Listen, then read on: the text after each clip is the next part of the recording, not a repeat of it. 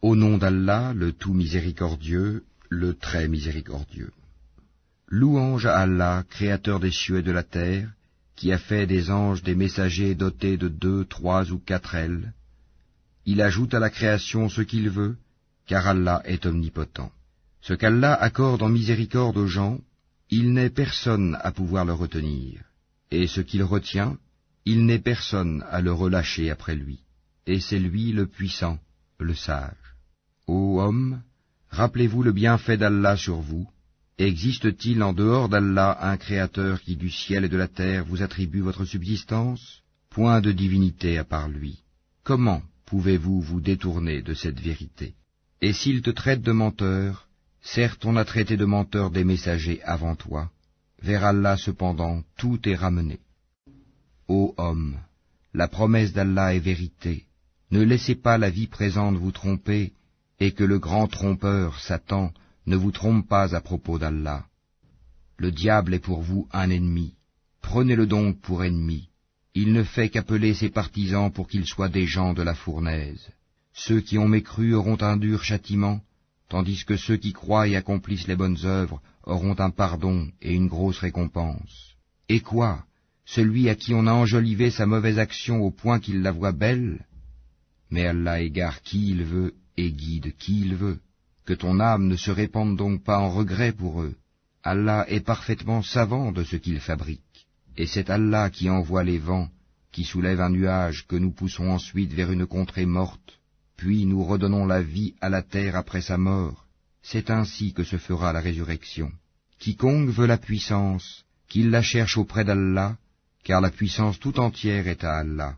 Vers lui monte la bonne parole, et il élève haut la bonne action. Et quant à ceux qui complotent de mauvaises actions, ils auront un dur châtiment. Cependant leur stratagème est voué à l'échec. Et Allah vous a créé de terre, puis d'une goutte de sperme. Il vous a ensuite établi en couple. Nulle femelle ne porte ni ne met bas sans qu'il le sache. Et aucune existence n'est prolongée ou abrégée sans que cela soit consigné dans un livre. Cela est vraiment facile pour Allah. Les deux mers ne sont pas identiques. L'eau de celle-ci est potable, douce et agréable à boire, et celle-là est salée, amère. Cependant, de chacune, vous mangez une chair fraîche, et vous extrayez un ornement que vous portez. Et tu vois le vaisseau fendre l'eau avec bruit, pour que vous cherchiez certains des produits de sa grâce. Peut-être serez-vous reconnaissant.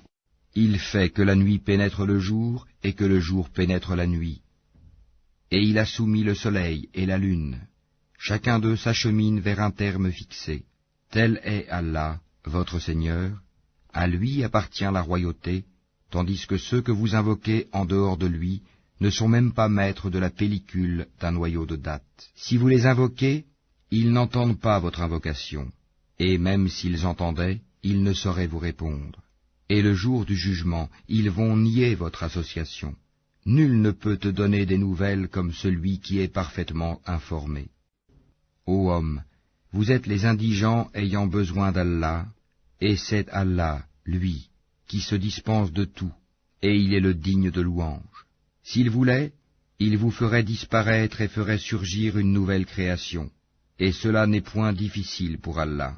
Or personne ne portera le fardeau d'autrui, et si une âme surchargée de péché appelle à l'aide, rien de sa charge ne sera supporté par une autre, même si c'est un proche parent. Tu n'avertis en fait que ceux qui craignent leur Seigneur malgré qu'ils ne le voient pas, et qui accomplissent la salate. Et quiconque se purifie, ne se purifie que pour lui-même, et vers Allah est la destination. L'aveugle et celui qui voit ne sont pas semblables, ni les ténèbres et la lumière, ni l'ombre et la chaleur ardente. De même, ne sont pas semblables les vivants et les morts. Allah fait entendre qui il veut, alors que toi, Mohammed, tu ne peux faire entendre ceux qui sont dans les tombeaux. Tu n'es qu'un avertisseur. Nous t'avons envoyé avec la vérité en tant qu'annonciateur et avertisseur. Il n'est pas une nation qui n'ait déjà eu un avertisseur. Et s'ils te traitent de menteur, eh bien ceux d'avant eux avaient traité leurs messagers de menteurs, cependant que leurs messagers leur avaient apporté les preuves, les écrits et le livre illuminant. Puis j'ai saisi ceux qui ont mécru, et quelle réprobation fut la mienne. N'as-tu pas vu que du ciel Allah fait descendre l'eau, puis nous en faisons sortir des fruits de couleurs différentes, et dans les montagnes il y a des sillons blancs et rouges, de couleurs différentes, et des roches excessivement noires. Il y a pareillement des couleurs différentes parmi les hommes, les animaux et les bestiaux. Parmi ses serviteurs, seuls les savants craignent Allah. Allah est certes puissant et pardonneur. Ceux qui récitent le livre d'Allah accomplissent la salate, et dépensent en secret et en public de ce que nous leur avons attribué, espèrent ainsi faire un commerce qui ne périra jamais, afin qu'Allah les récompense pleinement et leur ajoute de sa grâce. Il est pardonneur et reconnaissant. Et ce que nous t'avons révélé du livre est la vérité confirmant ce qui l'a précédé. Certes, Allah est parfaitement connaisseur et clairvoyant sur ses serviteurs. Ensuite, nous fîmes héritiers du livre ceux de nos serviteurs que nous avons choisis. Il en est parmi eux qui font du tort à eux-mêmes, d'autres qui se tiennent sur une voie moyenne, et d'autres avec la permission d'Allah devancent tous les autres par leurs bonnes actions. Telle est la grâce infinie.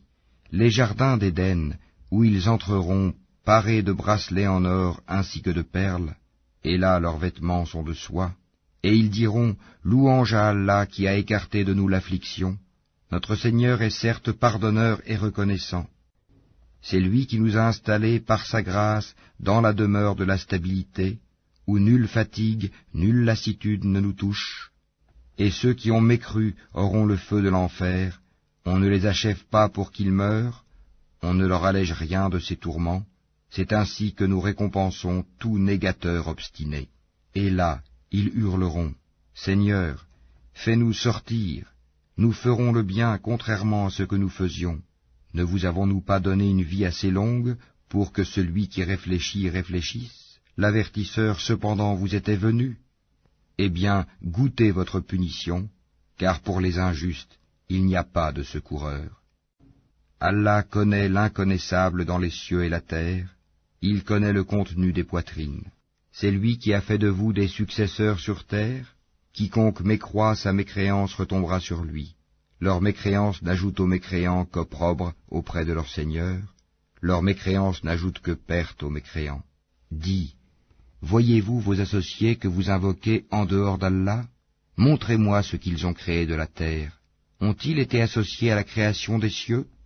Ou leur avons-nous apporté un livre qui contienne des preuves pour ce qu'ils font?